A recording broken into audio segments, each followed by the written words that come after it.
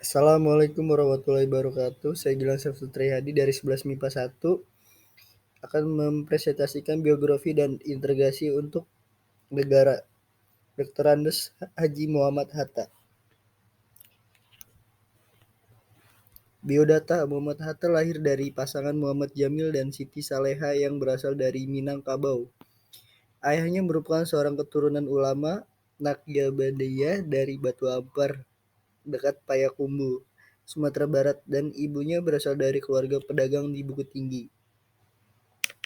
Ia lahir dengan nama Muhammad Attar pada tanggal 12 Agustus 1902.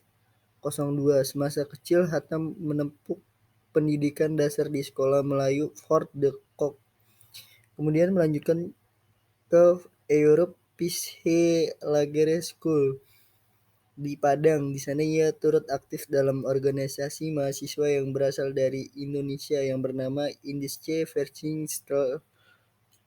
Setelah Indische Vereniging berganti nama menjadi Perhimpunan Indonesia pada tahun 1924, ia terpilih menjadi ketua pada tahun 1926.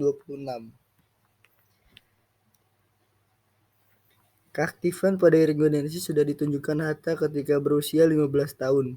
Berbagai organisasi sudah diikutinya, setelah satunya Jong Sumatrans Bond. Padang ilmu politiknya semakin berkembang karena sering datang ke pertemuan-pertemuan politik. Salah satu politik idola Hatta adalah Abdul Muiz.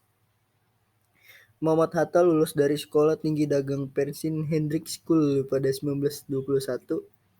Hatta pergi ke Rotterdam untuk belajar ilmu bisnis di Nederland. Hans Kruger School Belanda dilansir dari Kementerian Pendidikan dan Kebudayaan Republik Indonesia. Hatta tinggal di Belanda selama 11 tahun.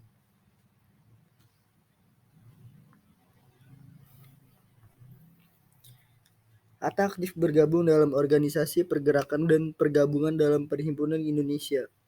Salah satu dampak aktivitas dalam organisasi menyebabkan Hatta ditangkap pemerintah Belanda, namun dibebaskan karena Hatta memiliki pidato pembelaannya yang terkenal di Indonesia. Bentuk integrasi: Muhammad Hatta memiliki rekam jejak sebagai seorang sosok yang sangat anti terhadap korupsi. Salah satu kisahnya adalah pada 1970. Ketika Bung Hatta dan rombongan mengunjungi Tanah Merah, Irian Jaya, tempat ia sempat dibuang oleh kolonial Belanda di Irian Jaya, Bung Hatta diberi amplop berisi uang. Uang tersebut sebenarnya bagian dari biaya perjalanan Bung Hatta yang ditanggung pemerintah. Bung Hatta membumikan pemikiran-pemikiran kepada generasi muda sebagai pelaku tongkat estafet pembangunan bangsa Kiat, dan ini diikuti oleh berbagai kalangan muda, dari pustakawan sampai pada mahasiswa di beberapa perguruan tinggi negeri yang ada di Medan.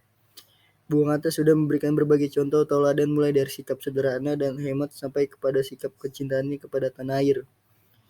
Ini perlu disosialisasikan. Kesederhanaannya dapat dirujuk untuk mewujudkan generasi anti korupsi. Di antaranya sikap berhati-hati dalam menggunakan fasilitas negara untuk kepentingan negara. Sekian dari saya. Wassalamualaikum warahmatullahi wabarakatuh.